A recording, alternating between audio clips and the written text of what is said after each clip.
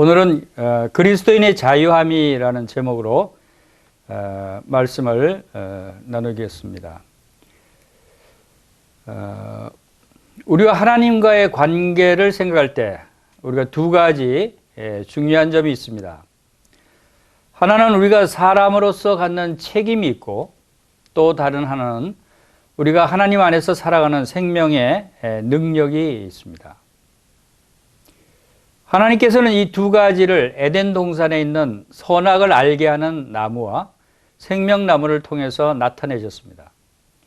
먼저 우리의 책임은 사람이 죄를 지었을 때는 영적인 생명을 갖지 못하게 되는 것이랍니다.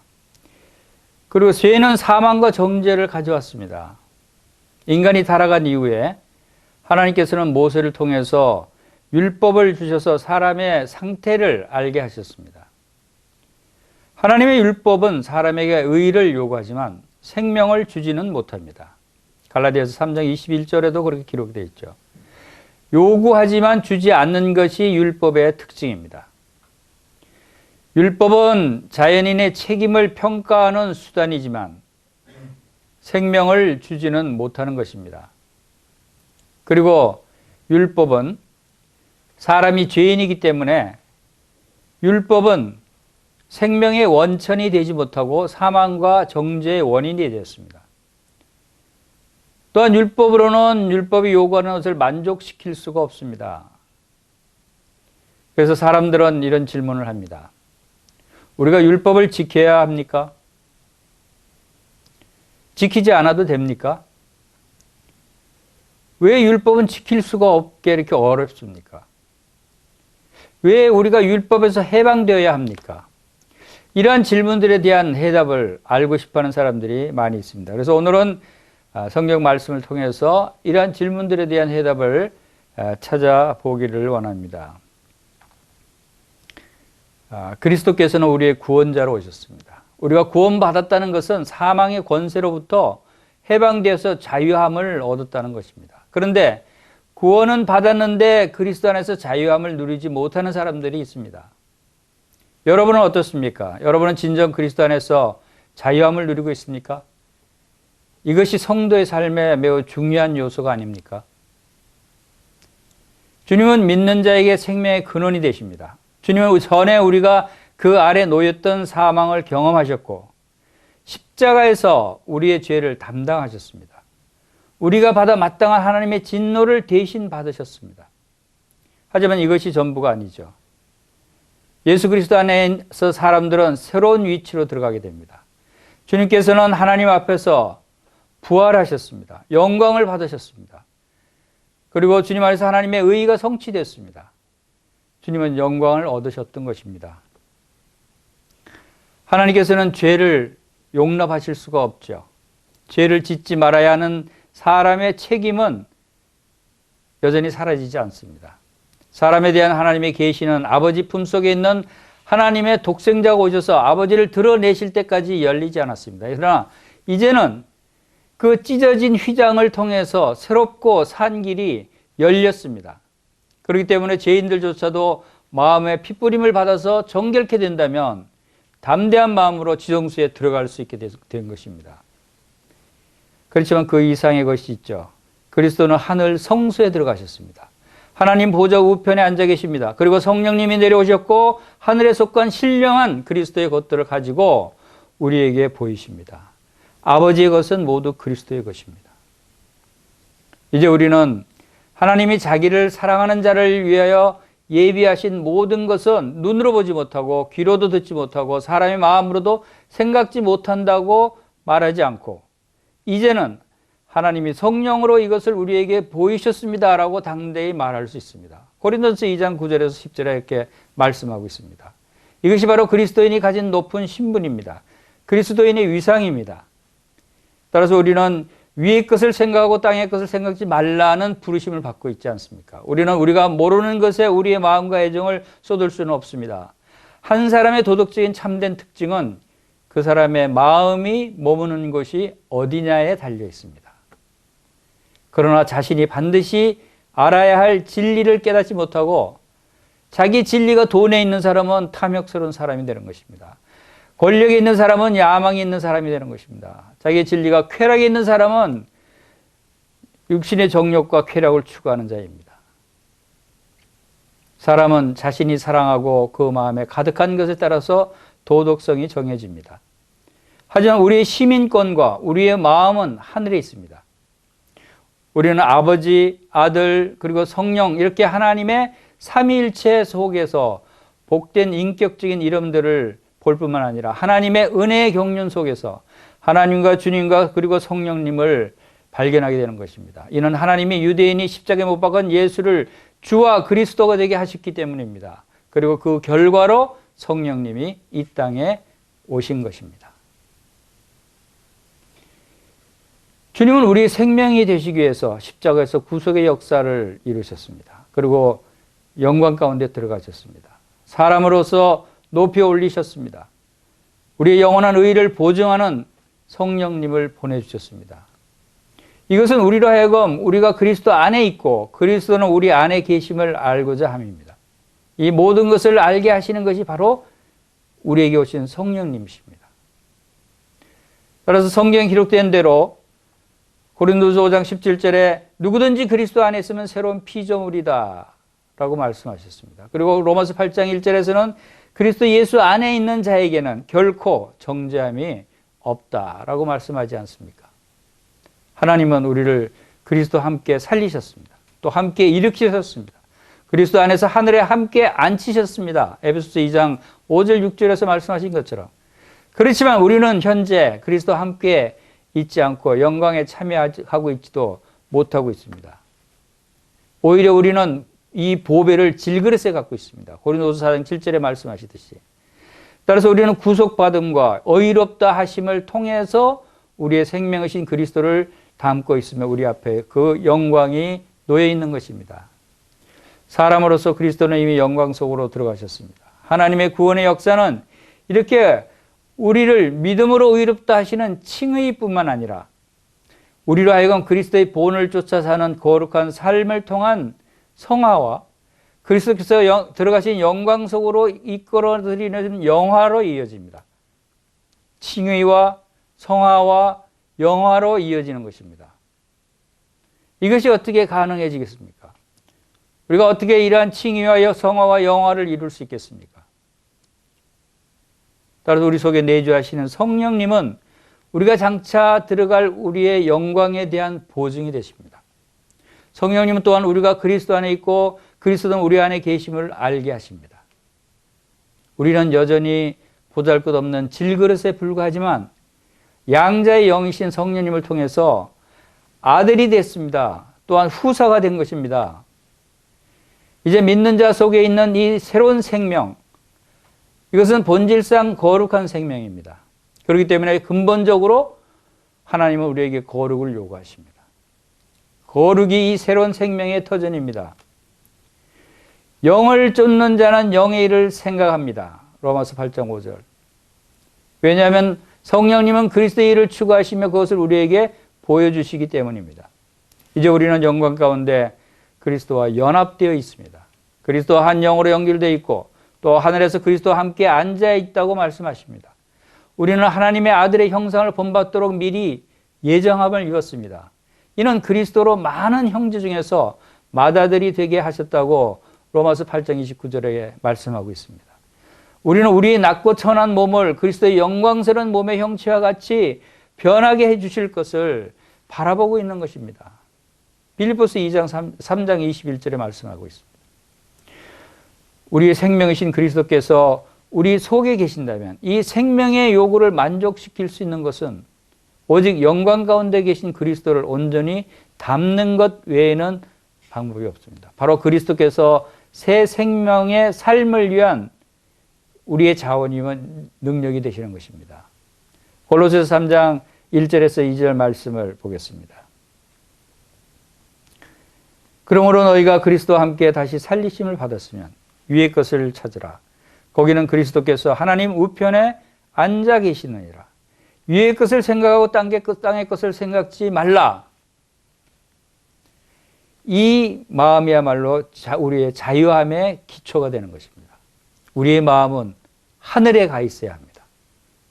위의 것을 찾아야 됩니다. 그리스도께서 그곳에 하나님 우편에 앉아 계시기 때문에 우리는 그리스도를 바라봐야 되는 것입니다. 땅의 것을 생각지 말아야 하는 것입니다. 이것이 자유함의 시작입니다.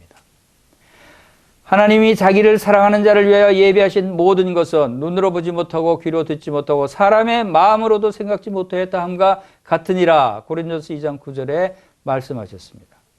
그렇지만 우리는 세상의 영을 받지 아니하고 오직 하나님께로 온 영을 받았기 때문에 우리는 다시 고린도서 2장 12절 말씀처럼 우리가 세상의 영을 받지 아니하고 오직 하나님으로부터 온 영을 받았으니 이는 우리로 하여금 하나님께서 우리에게 은혜로 주신 것들을 알게 하려 함이라. 고린도서 2장 9절에서는 사람의 마음으로 생각지 못하고 듣지도 못하고 알지 못한다고 말씀하셨지만 그러나 고린도서 2장 12절에서는 하나님으로부터 온 영을 받았기 때문에 하나님께서 우리에게 은혜로 주신 것들을 알게 하셨다.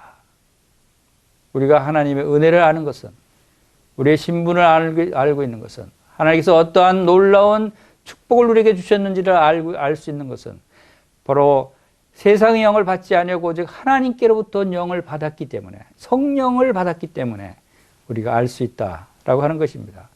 바로 오늘 바로 이 성령님을 여러분이 올바로 안다면 성령님께서 어떠한 일을 행하고 계시는지를 아신다면 여러분 진정 영적인 자유함을 얻을 것입니다. 우리는 성령이 내주하신다고 주장하는 사람들이 실제로는 자신의 육신 안에서 역사하고 있는 죄의 법으로부터 해방받은 사실을 알지 못하는 사람들이 있습니다. 만일 우리가 죄 없다면 스스로 속이고 진리가 우리 속에 있지 아니할 것이요 라고 하는 말씀이 있습니다. 죄로 인한 갈등이 사라졌다고 생각한다면 우리는 스스로 속이게 됩니다. 영적 자유는 죄 사함을 받은 사람에게 즉시 주어집니다.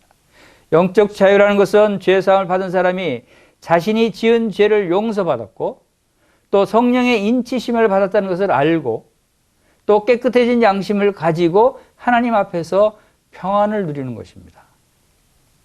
우리는 이러한 새로운 관계로 이끌기 위해서 그리스도께서 하신 일이 있습니다. 그것은 우리가 새로운 관계 안에서 자유롭고 온전해지도록 하기 위해서 그리스도께서 죄에 대해서 단번에 죽으셨어요. 우리 역시 그리스도와 함께 죽었다는 사실을 또 알아야 합니다. 우리는 그리스도의 구속으로 인해서 우리가 새로운 위치로 오게 됐습니다. 하나님의 인자하심으로 인해서 은혜 아래 있게 되었으며 의를 이루어야 하는 책임에서 우리를 해방시켰다는 사실을 믿을 수 있게 되었습니다.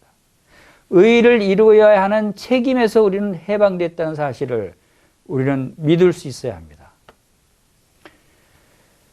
이제 로마서를 중심으로 우리에게 이러한 놀라운 은혜를 주신 하나님의 영 성령님에 대해서 살펴볼 예정입니다. 우리 안에 거하시는 하나님의 영, 그분은 어떤 분이신가? 로마서 특별히 8장 1절에서 11절 내용에서 이런 상세한 말씀들이 기록되어 있습니다. 하나님은 영이십니다. 그 영이신 하나님이 우리 믿는 성도들 안에 거하신다라고 말씀하시는 것입니다. 이것은 참 신비로운 일 아닙니까? 어떻게 하나님이 영이 내 안에 거하실 수 있겠습니까?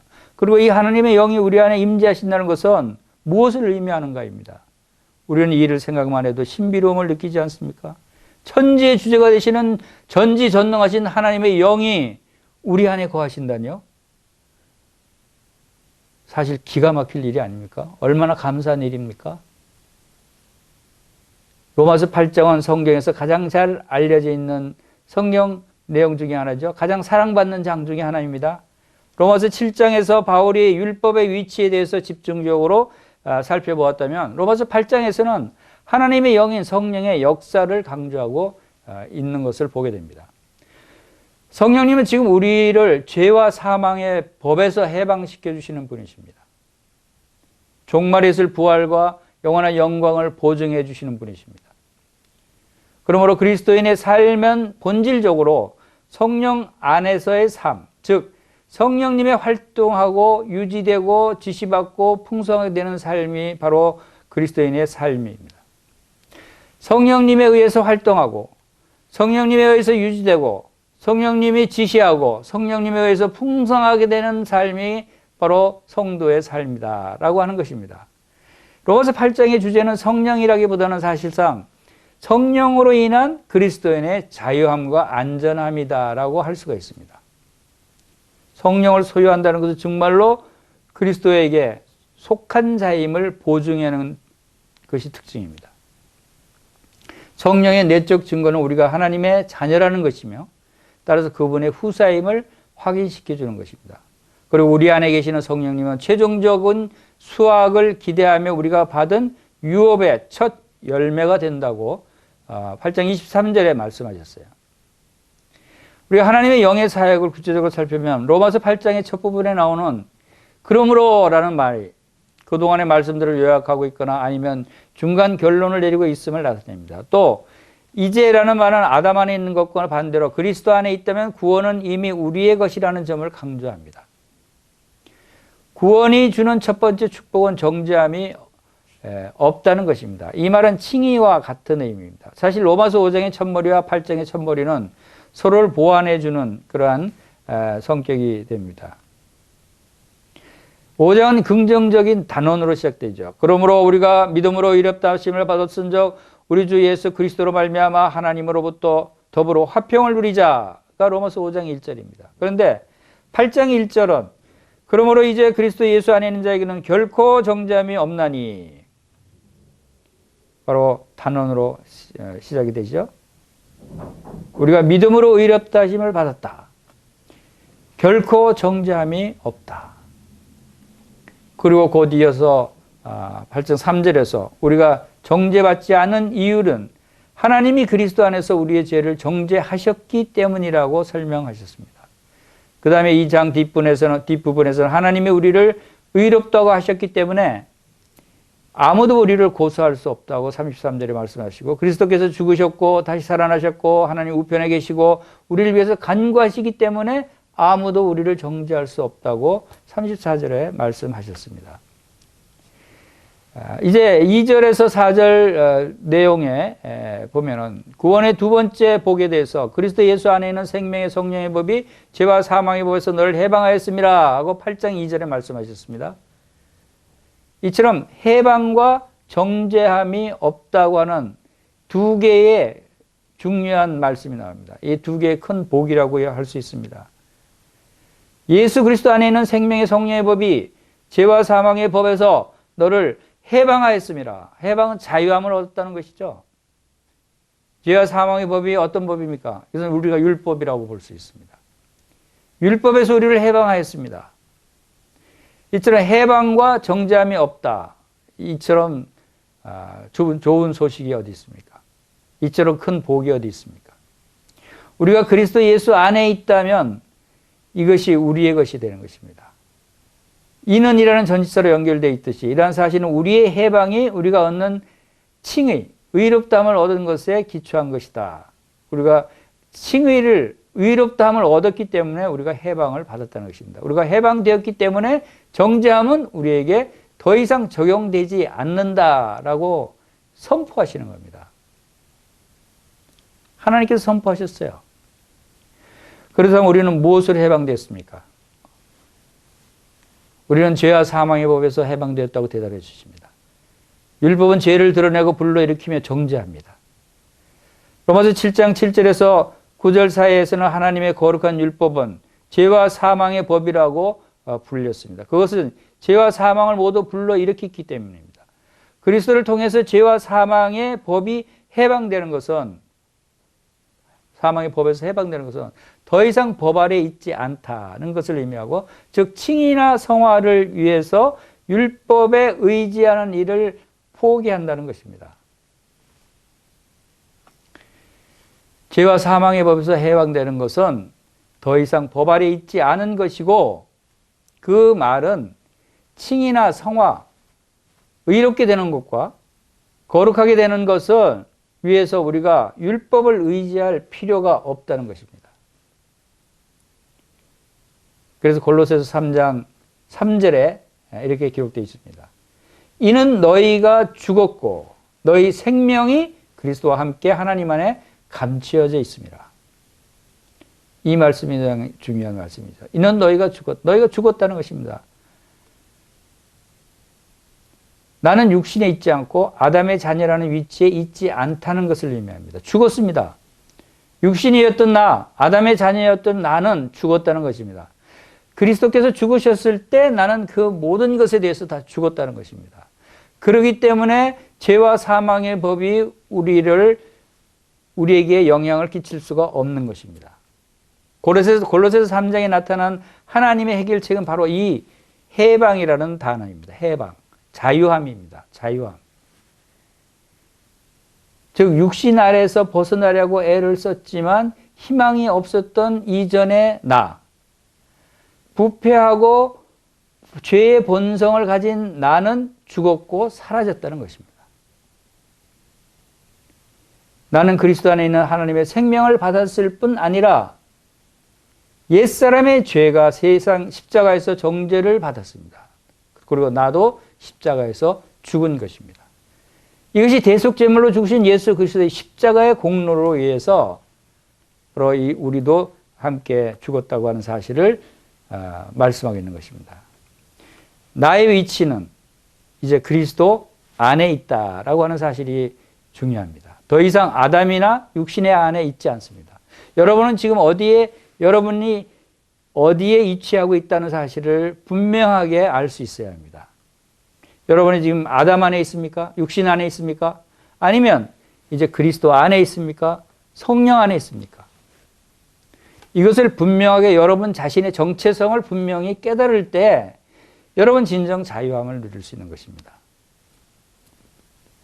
이것은 내 육신 안에 내가 없어서가 아닙니다. 육신 안에 있는 것은 더 이상 변화된 내가 하나님 앞에 갖는 위치와 신분이 아니라는 것입니다. 이제 나는 그리스도 안에, 즉 성령 안에 있다라고 하는 것입니다.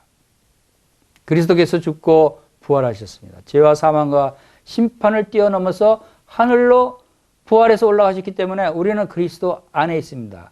그리고 우리는 이 땅에서 우리의 능력이신 성령 안에 있습니다. 이 땅에서 나는 내 자신을 죄에 대해서는 죽은 자요 하나님에 대해서는 산 자로 여기는 믿음으로 살고 있습니다.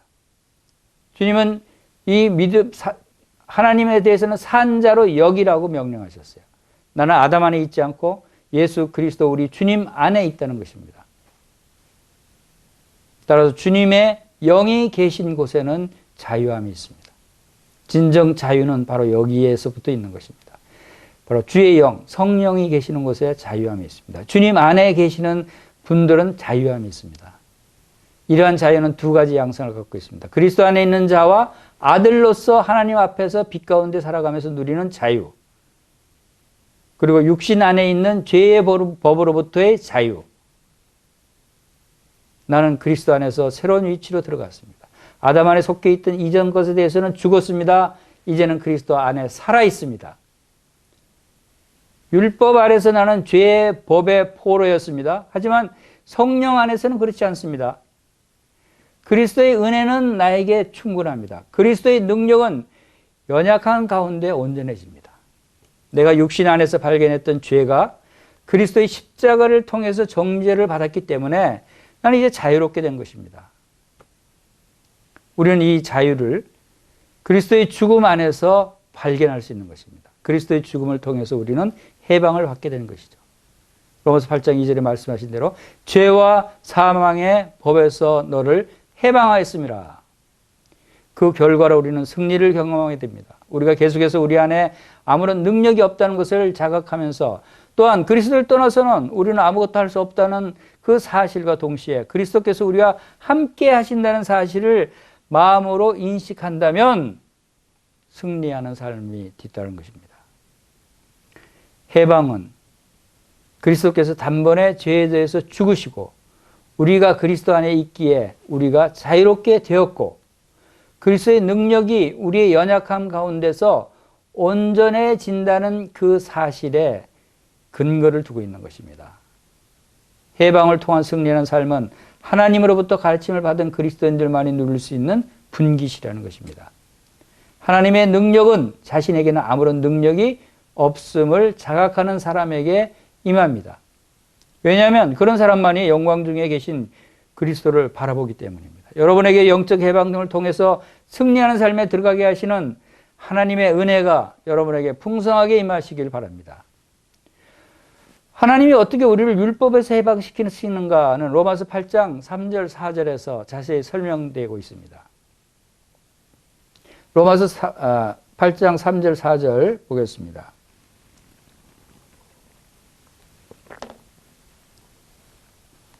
율법이 육신으로 말미암아 연약하여 할 수 없는 그것을 하나님은 하시나니 곧 죄로 말미암아 자기 아들을 죄 있는 육신의 모양으로 보내서 육신의 죄를 정하사 육신을 따르지 않고 그 영을 따라 행하는 우리에게 율법의 요구가 이루어지게 하려 하심이니라. 그것은 하나님이 주도권을 쥐시고 율법이 할 수 없는 그것을 하셨습니다. 율법이 할 수 없는 것이 있습니다. 율법은 의롭다 할 수 없습니다. 성화시킬 수도 없습니다. 왜 그렇습니까? 율법은 육신으로 말미암아 연약하기 때문입니다. 육신이 연약하기 때문에 율법의 요구하는 의롭다함을 얻을 수 없습니다. 육신이 연약하기 때문에 율법이 요구하는 성화가 될 수가 없다는 것입니다. 우리 인간의 연약함이 그 모든 효능을 빼앗아갔기 때문이다라고 번역하는 책도 있습니다. 율법은 본래부터 무기력한 것이 아닙니다. 무기력한 것은 율법이 아니라 우리 육신이라는 것입니다. 우리 타락한 이기적인 본성이 연약한 것입니다. 그렇다면 죄로 인해서 연약해진 율법이 할 수 없는 일을 하나님이 하신다고 말씀하십니다. 주님은 우리의 칭의와 성화 두 가지 모두를 준비하셨습니다. 우리를 의롭다 하심과 거룩하게 하심 두 가지를 모두 준비하신 주님이십니다. 이를 위해서 하나님은 무슨 일을 하셨습니까? 첫째로 자신의 아들을 보내셨습니다. 3절에는 그분의 성육신과 속죄 사역이 명시되어 있습니다. 죄로 말미암아 자기 아들을 죄 있는 육신의 모양으로 보내셨다라고 하시듯이 바로 그러고 나서 하나님의 영을 보내셨습니다. 그리고 하나님의 영을 보내시고 이 성령이 내주하시는 권능을 통해서 우리는 율법의 요구를 이룰 수 있게 됩니다. 여기가 중요합니다. 율법의 요구를 이룰 수 있게 되는 것은 우리 육신이 하는 것이 아니라 성령의 능력이라는 것입니다. 이러한 사실은 4절에 언급되어 있죠. 그 다음에 나오는 단락으로 설명됩니다. 육신을 따르지 않고 그 영을 따라 행하는 우리에게 율법의 요구가 이루어지게 하려 하심이라. 율법의 요구가 이루어지게 하셨다는 것입니다. 어떻게 해요? 바로 육신의 죄를 정하시고 바로 하나님께서 성령을 보내주셔서 이처럼 하나님은 자신의 아들을 통해서 우리를 의롭다 하시고 자신의 영을 통해서 우리를 성화시키십니다. 다시 한번 말씀드리겠습니다. 하나님은 아들 예수 그리스도를 통해서 우리를 의롭다 하셨어요. 그리고 자신의 영 성령을 통해서 우리를 성화시킵니다. 거룩하게 하십니다. 이것은 우리가 이렇게도 말할 수 있습니다. 구원의 계획은 삼위일체적이다 라고 얘기할 수 있습니다. 삼위일체, 하나님과 그 아들 예수 그리스도와 성령님이 함께 우리를 구원하시고 우리를 성화시키는 일에 함께 참여하시고 계신다는 것을 볼 수가 있습니다. 하나님의 칭의 방식은 율법이 아니라 그리스도의 죽음을 통한 은혜이고 그분의 성화 방식은 율법이 아니라 그분이 내주하시는 성령님이기 때문입니다. 자, 칭의 방식도 우리를 그 의롭다 하시는 것도 율법이 아니라 예수 그리스도를 통한 은혜로 의롭다 하셨죠. 우리를 성화시키는 방법도 율법이 아니라는 것입니다. 바로 우리 안에 내주하시는 성령님으로 성화하신다는 것입니다. 우리가 하나님께서 또 5가지 중요한 일을 하신 것을 살펴보겠습니다. 첫째로 자기 아들을 보내셨다고 말씀드렸습니다. 하나님 보내신 자가 자기 아들이었다는 말씀은 당연히 아들이 하나님과 함께 이전에 하늘에서 친밀한 삶을 누렸음을 우리가 알 수 있습니다. 그분이 분명히 아들을 보내신 아버지의 희생적인 사랑이라고 하는 것이 나타나 있습니다. 둘째로 신성을 지닌 그리스도를 보내신 것입니다. 그 아들이 신성으로, 근데 그분이 성육신에서 인간이 되심을 나타냈습니다. 인간이 돼서 오신 분이 바로 신성을 그대로 지니신 채 오셨다는 것입니다. 이것은 죄 있는 육신의 모양으로라는 말이 표현되어 있습니다. 성자 그리스도는 육신의 모양으로, 즉 겉으로 보기에는 인간인 것처럼 오신 것이 아닙니다. 주님은 진정한 인간으로 오셨어요. 또한 주님은 죄 있는 육신으로 타락한 본성을 지니고 오신 것도 아닙니다. 왜냐하면 주님의 인성은 죄 없는 인성인 것입니다. 주님은 인성, 진정한 인간이기도 동시에 신성, 죄 없는 신성을 갖고 계시는 분이셨다라고 하는 것을 알 수가 있습니다. 셋째로 하나님은 그분의 아들이 속죄제가 되도록 보내셨어요. 속죄제가 되도록. 헬라어 표현의 펠리 하마르티아스, 이것은 죄로 말미암아라고 하는 뜻입니다. 그 펠리 하마르티아스는 보성 70인역에서 레위기와 민수기에 나오는 속죄제에 해당하는 히브리어를 번역한 말입니다. 속죄제라는 뜻입니다. 그래서 히브리서에도 이 단어를 속죄제로 번역이 되어 있어요. 그래서 바로 이 죄로 말미암아라고 하는 여기에 표현된 말씀이 속죄제를 의미한다. 그리고 속죄제는 본의 아닌 죄들을, 즉 로마서 7장의 죄들이 바로 이러한 죄들인데 내가 원치 않은 그것을 하면, 이런 3절에 죄 있는 육신의 모양으로라는 말은 분명 성육신을 언급하는 것입니다. 죄로 말미암아라는 말은 속죄제가 되도록이라는 말이고 속죄를 뜻하는 것이다 라고 하는 것을 알 수가 있습니다. 그리고 넷째로 하나님은 육신의 죄를 정하사라고 3절에 말씀하셨는데, 즉 우리 죄로 더불어서 죄 있게 되기는 하셨지만 원래는 무죄한 예수님의 진정한 그 육신 혹은 인성의 죄를 정하신 것입니다. 죄를 심판하신 것입니다. 죄를 정했다라고 해서는 죄를 심판하셨다는 뜻입니다. 그래서 하나님은 그분의 아들의 무죄한 인성 안에서 우리의 죄를 심판하실 것입니다. 그 아들은 우리 대신 우리 죄를 짊어지셨다는 것이죠. 그래서 로마서 8장 3절에는 판결의 선고와 집행 둘 다가 포함이 되어 있다고 볼 수 있습니다. 그리스도 예수 안에 있는 자들에게 신적인 정죄는 이제 없다는 것입니다. 그들이 받아 마땅한 정죄를 이미 그리스도께서 그들을 위해서 완전하게 지셨기 때문에 이제 판결의 선고와 집행 둘 다 이미 진행이 됐다는 것입니다. 그리고 다섯 번째로 하나님의 아들을 보내시고 그분 안에서 우리의 죄를 정죄하신 궁극적인 이유를 분명히 밝힙니다. 그것은 4절에서 육신을 따르지 않고 그 영을 따라 행하는 우리에게 율법의 요구가 이루어지게 하려 하심이었습니다. 하나님은 우리가 정죄를 면하도록 하기 위해서, 우리가 의롭다함을 받도록 하기 위해서 예수 안에서 정죄하셨다는 것입니다. 율법의 요구가 이루어지게 하기 위해서. 갈라디아서 5장 4절에서는 이런 말씀이 있습니다. 율법 안에 의롭다함을 얻으려 하는 너희는 그리스도에게서 끊어지고 은혜에서 떨어진 자로다 라는 말씀이 있습니다. 많은 사람들이 율법 안에서 의롭다함을 얻으려 합니다. 율법을 잘 지켜야 의롭게 되는 것이 아닙니까? 당연히 상식적으로 우리가 생각합니다. 율법을 지켜야 의롭게 되지, 율법을 지키지 않으면서 어떻게 의롭게 됩니까? 그래서 열심히 율법을 지키려고 애를 씁니다. 그런데 안 되죠. 실패하죠. 율법에서 의롭다함을 얻으려 할 수 없다고 하는 것을 가장 명확하게 표시하는 말씀이 갈라디아서 5장 4절입니다. 율법 안에서 의롭다함을 얻으려 하는 너희는 그리스도에게 끊어진다는 것입니다. 은혜에서 떨어질 것이라는 것입니다. 여러분의 상식을 바꿔야 됩니다.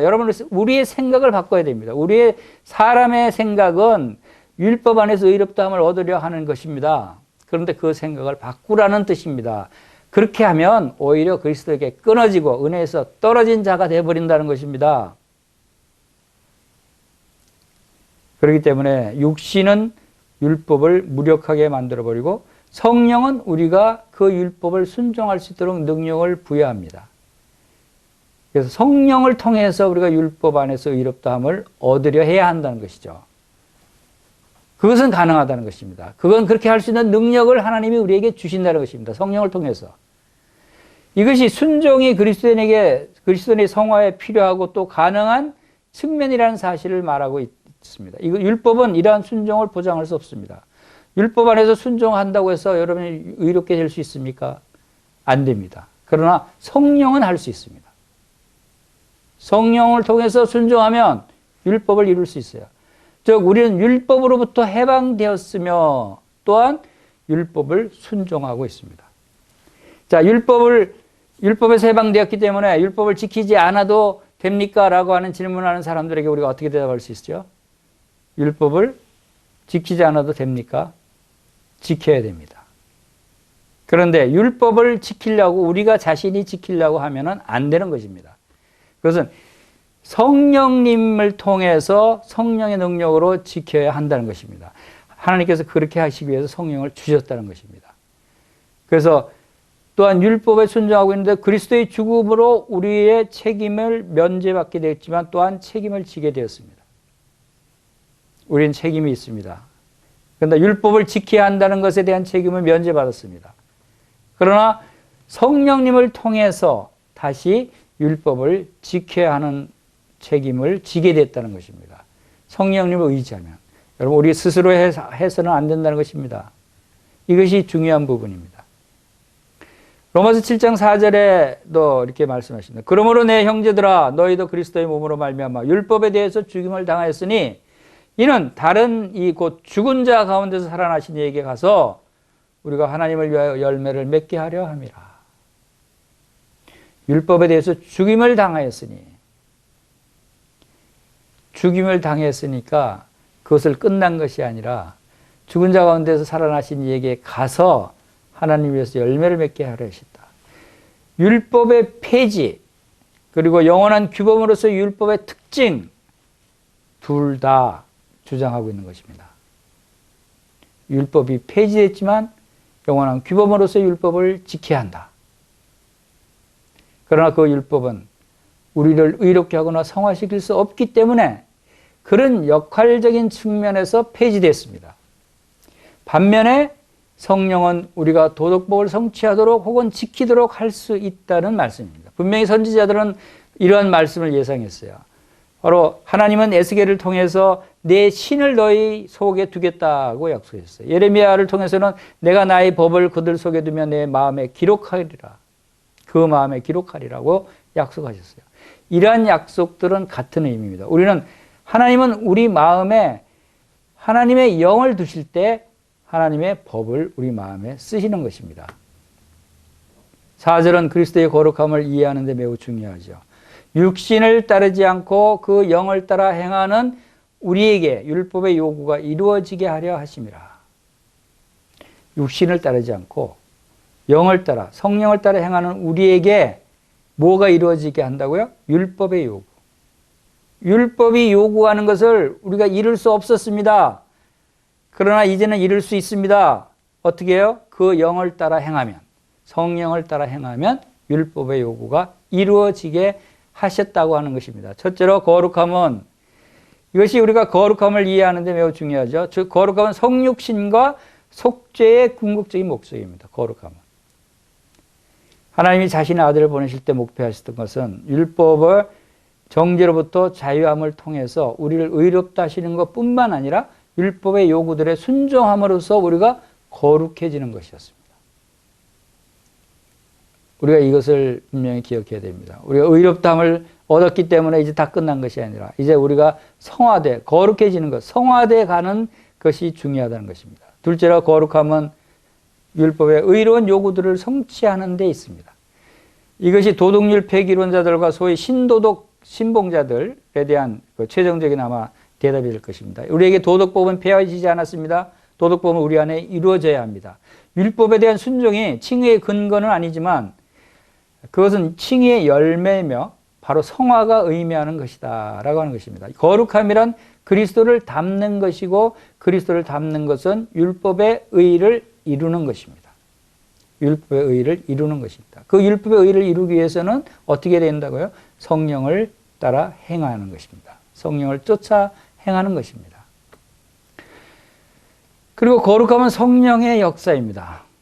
우리가 성령이 없이는 거룩해질 수가 없는 것이죠. 로마서 7장 우리 안에 거하는 육신으로 인해서 우리가 율법을 지킬 수 없다고 했습니다. 반면에 로마서 8장 4절은 내주하시는 성령으로 인해서 우리가 율법을 지킬 수 있으며 또한 반드시 지켜야 한다고 말씀하고 있는 것입니다. 우리는 율법을 지킬 수 있어요. 그리고 반드시 지켜야 합니다. 누구를 의지해서? 성령님을 의지해서. 성령님께서 우리를 그렇게 지킬 수 있게 해 주신다는 것입니다. 그래서 우리가 죄와 사망의 법에서 해방돼서 생명의 성령의 법 아래 놓이게 된 것입니다. 우리가 율법으로부터 자유롭게 된 것은 율법이 불순종할 수 있는 자유가 아닙니다. 그와 반대로 하나님의 백성이 율법에 순종하는 것은 그것이 하나님께 매우 중요하기 때문이죠. 하나님은 그분의 백성들이 율법을 순종하도록 하기 위해서 그분의 아들을 보내셨습니다. 우리를 위해 죽도록 하셨습니다. 그분의 성령을 보내셔서 우리 안에 살도록 하셨습니다. 이것은 율법에 순종하게 하기 위해서. 거룩함은 삼위일체적인 은혜, 곧 성부 하나님이 성자 예수 그리스도를 세상에 보내시고 성령을 우리 마음에 보내주신 결과가 거룩함입니다. 삼위일체적으로 우리를 인도하시는 것입니다. 로마서 8장 5절에서 8절 내용은 바로 성령님의 생각에 대한 그런 내용입니다. 로마서 8장 5절에서 8절 읽어보겠습니다. 육신을 따르는 자는 육신의 일을, 영을 따르는 자는 영의 일을 생각하나니 육신의 생각은 사망이요 영의 생각은 생명과 평안이니라. 육신의 생각은 하나님과 원수가 되나니 이는 하나님 법에 굴복하지 아니할 뿐 아니라 할 수도 없습니다. 육신에 있는 자들은 하나님을 기쁘시게 할 수 없느니라. 율법의 의로운 요구들이 그 안에서 이루어질 수 있는 유일한 사람은 카타사르카, 즉 육신을 쫓아 사는 사람이 아니라 카타푸뉴마, 영을 쫓아 사는 사람이다 라고 말씀하고 있습니다. 육신을 쫓아 사는 사람이 아니고 영을 쫓아 사는 사람이다. 즉 육신보다는 성령의 소욕을 따르고 성령의 지배에 굴복하는 사람이 바로 의로운 요구를 이룰 수 있는 사람이다. 이 말씀의 목적은 율법에 대한 순종이 성령을 따라 행하는 사람에게만 가능한가 하는 것을 설명하는 것입니다. 먼저 몇 가지를 살펴보면 육신은 뼈로 된 우리의 골격을 덮고 있는 부드러운 근육 조직이나 우리의 육체적인 본능과 욕구들을 뜻하는 것이 아닙니다. 그 말은 부패하고 구속되지 못한 우리의 인간성 전체, 우리의 타락하고 자기 중심적인 인간성을 더 간단하게 말하면 죄의 지배를 받는 자를 뜻합니다. 육신이라고 하는 단어는. 이 본문에 나오는 그 푸니마 영이라는 말은 의미는 보통 영적인 것으로 여겨지지만 우리 인간성의 더 높은 측면이 아니라 그보다 현재 하나님의 백성들을 중생하게 하실 뿐만 아니라 그 백성 안에 거하시는 인격적인 하나님의 영 성령님입니다. 그래서 육신과 성령은 특별히 갈라디아서 5장 16절에서 26절에 상세하게 그 소욕이 다른 것을 표현하고 있습니다. 갈라디아서 5장 16절에서 18절 말씀을 보겠습니다. 내가 이르노니 너희는 성령을 따라 행하라. 그리하면 육체의 욕심을 이루지 아니하리라. 육체의 소욕은 성령을 거스리고 성령은 육체를 거스리라니 이 둘이 서로 대적함으로 너희가 원하는 것을 하지 못하게 하려 함이라. 너희가 만일 성령이 인도하는 시는 바가 되면 율법 아래 있지 아니하리라.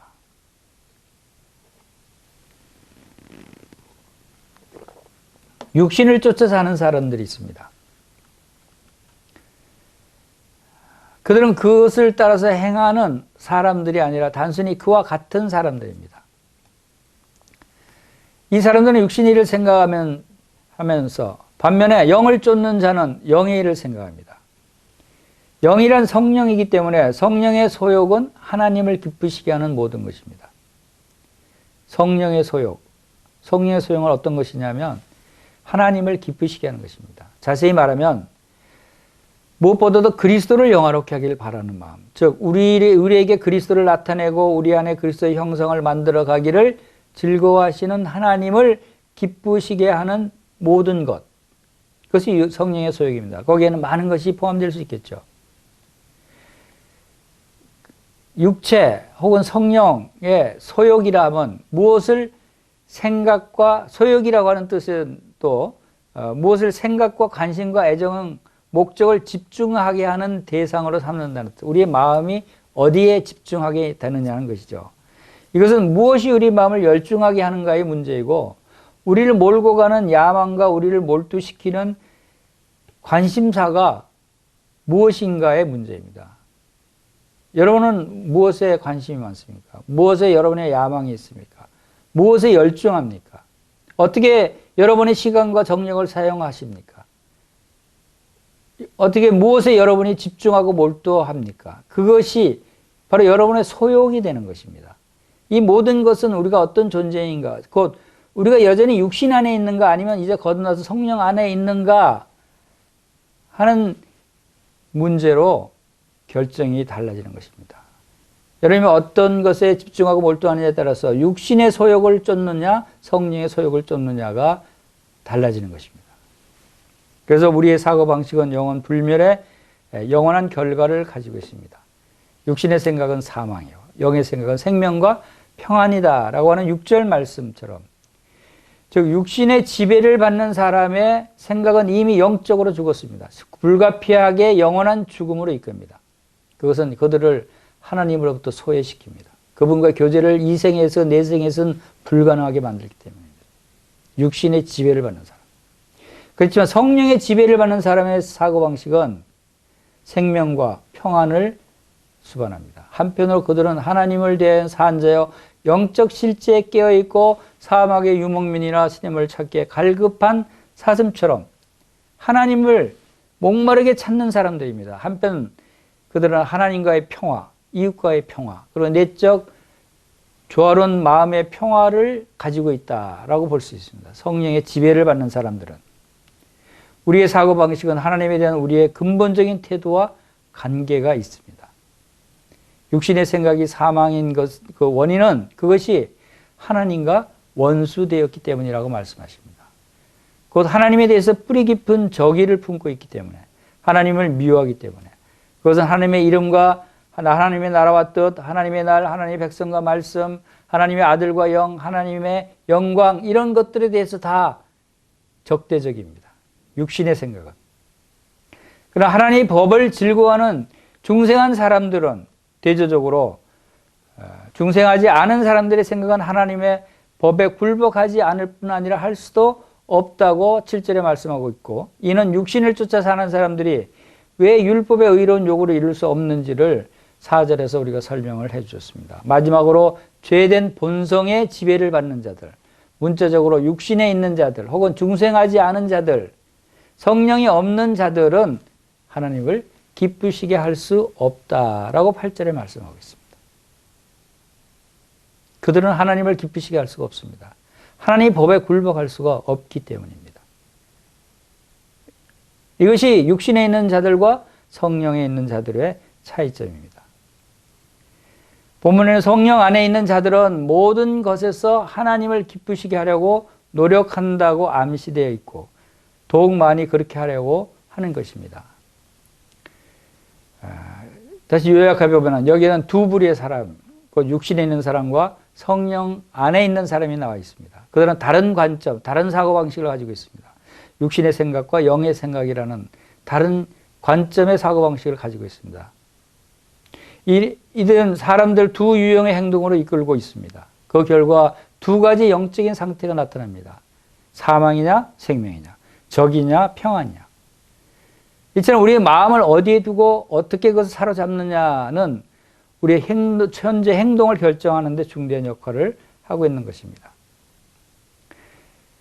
이제 8장 9절에서 11절 내용을 보겠습니다. 8장 9절에서 11절. 만일 너희 속에 하나님의 영이 거하시면 너희가 육신에 있지 아니하고 영에 있나니 누구든지 그리스도의 영이 없으면 그리스도의 사람이 아니라. 또 그리스도께서 너희 안에 계시면 몸은 죄로 말미암아 죽은 것이나 영은 의로 말미암아 살아있는 것이니라.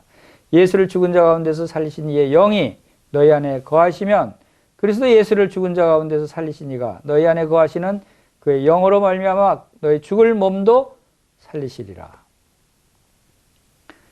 9절에서 만일 너희 속에 하나님의 영이 거하시면 너희가 육신에 있지 아니하고 영에 있나니 그랬습니다. 이 구절의 내용이 중요하죠. 왜냐하면 첫째, 이 구절은 성령님을 소유하는 것, 곧 그 성령님의 내주하심이 진정한 신자라고 하는 것을 증명한다고 볼 수 있습니다. 우리 속에 내주하는 죄는 아담의 자손이 지니하는 운명이죠. 하나님의 자녀가 누리는 특권은 이 내주하는 죄와 싸우고 그것을 정복하기 위해서 내주하는 성령을 갖고 있습니다. 예수님이 약속하셨듯이 저는 너희와 함께 거하시며 또 너희 속에 계시겠습니다 하신 이 약속이 실현됐습니다. 그것이 바로 성령, 그리스도인의 성령을 받는 것입니다. 그래서 우리 몸은 주님이 거하시는 성령의 전이 되었어요. 역으로 우리 안에 그리스도의 영이 계시지 않는다면 우리는 전혀 그리스도께 속한 것이 아니라는 것입니다. 이것이 성령이라는 선물이 우리가 처음에 회개하고 예수님을 믿었을 때 주어지는 최초의 복, 그리고 이 복은 누구나 믿는 자는 누구에게나 주어지는 복이라는 것입니다. 그리고 이제 하나님의 영, 그리스도 영으로 또 불리고 있는 것을 우리가 여기서 봅니다. 그것은 하나님의 영, 그리스도 영이 성령님입니다. 우리 안에 그리스도를 가진다는 것을 알게 된 것이죠. 성령이 내주하시는 그 결과는 우리가 이 세상에 태어나 삶을 시작하는 그 순간에 우리는 죽기 시작합니다. 여러분의 첫 호흡은 여러분들이 마실 때마다 마지막 호흡 중에 하나일 것입니다. 죽음으로 이끄는 부패의 원리는 모두 우리 안에 있어요. 동시에 육체적으로 죽어야 하는 운명 가운데서도 우리의 영은 살아 있습니다. 왜냐하면 우리가 그리스도 안에서 살아있게 되었기 때문입니다. 영에 살아있는 것과 육체에 살아있는 것과 다른 것입니다. 이러한 이중적인 상황이 사실상 우리 몸 안에 있다는 것입니다.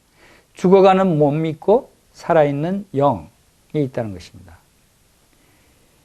이 말은 그 죽음을 죄의 탓으로, 그리고 생명은 의의 결과로 나타나는 것입니다. 우리는 몸이 아담의 죄로 인해서 죽을 운명이 되었던 것입니다. 너는 흙으로 돌아갈 것이니라.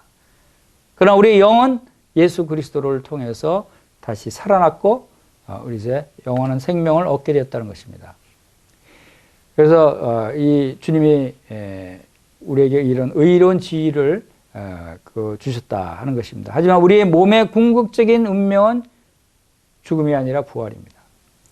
우리 몸도 부활하게 됩니다. 이제 11절에서 이 후속의 진리를 말하죠. 우리 몸은 아직 구속되지 않았다. 여러분 희망을 가지시기 바랍니다.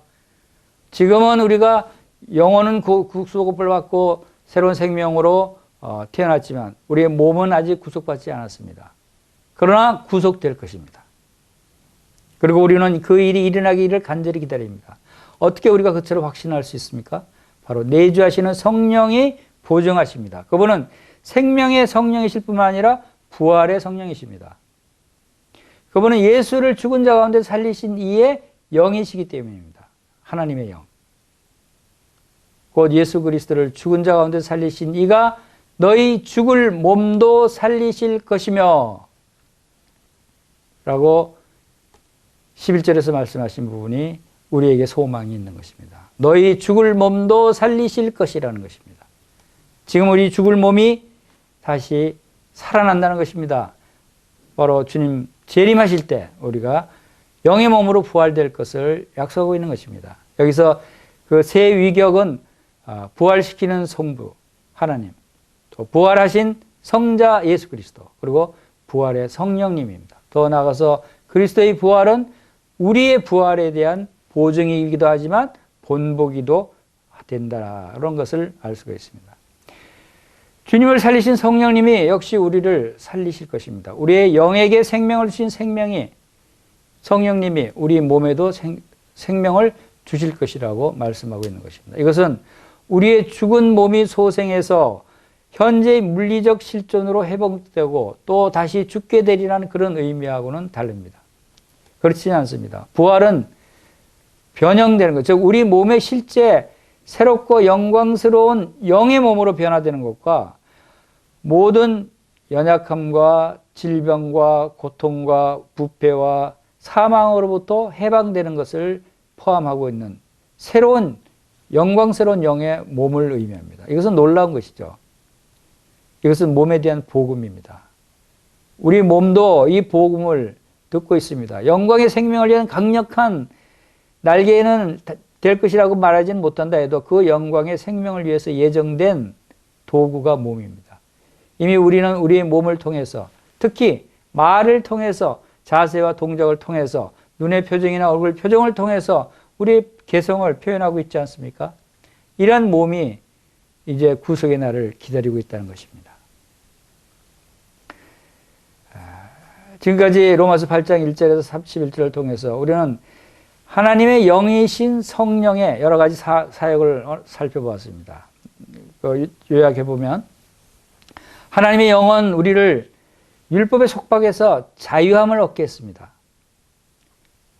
2절에서 동시에 우리가 그 율법의 정당한 요구를 이룰 수 있도록 하십니다. 4절에서.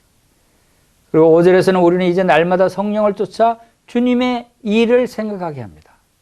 9절에서는 하나님은 우리 안에 사시고 10절에서는 우리의 영에 생명을 주시고 11절에서 언젠가 우리 몸에도 영생을 주실 것이다 라고 하고 말씀하고 있는 것입니다. 이처럼 하나님은 자신의 아들을 통해서 우리를 의롭다 하시고 자신의 영을 통해서 우리를 성화시킨다고 말씀하십니다. 우리 분명히 이것을 잘 구별할 수 있어야 됩니다. 아들을 통해서 예수 그리스도를 통해서 우리를 의롭다 하셨어요. 그리고 성령을 통해서 우리를 거룩하게 하십니다. 그리고 하나님의 칭의 방식은 율법이 아니라 그리스도의 죽음을 통한 은혜이고 그분의 성화 방식은 율법이 아니라 주님의 내주하심을 통한 성령님이기 때문입니다. 칭의 방식은 은혜고 성화 방식은 성령을 통한 것입니다. 우리는 죄와 사망의 법에서 해방되었습니다. 생명의 성령의 법 아래서 자유함을 누리게 됩니다. 그래서 하나님은 그분의 백성들이 율법에 순종하도록 하기 위해서 하나님의 아들을 보내셔서 우리를 위해 죽게 하셨어요. 그리고 그분이 성령님을 보내서 우리 안에 살도록 하셨습니다. 왜? 우리로 하여금 율법에 순종하도록 하기 위해서. 우리 육신이 연약해서 율법에 순종할 수 없기 때문에 이제 성령의 하나님의 능력으로 율법에 순종할 수 있게 하기 위해서 바로 그 아들 예수 그리스도를 보내셨다는 것입니다. 갈라디아서 5장 1절에서 그리스도께서 우리를 자유롭게 하려고 자유를 주셨으니 그러므로 굳건하게 서서 다시는 종의 멍에를 매지 말라라고 말씀하십니다. 우리에게 자유를 주셨어요. 그리고 갈라디아서 5장 13절에서 형제들아 너희가 자유를 위하여 부르심을 입었으나 그러나 그 자유로 육체의 기회를 삼지 말고 오직 사랑으로 서로 종로로 달아라고 말씀하십니다. 그리스도 안에서 자유함을 누리는 저와 성도님들이 되시기를 바랍니다.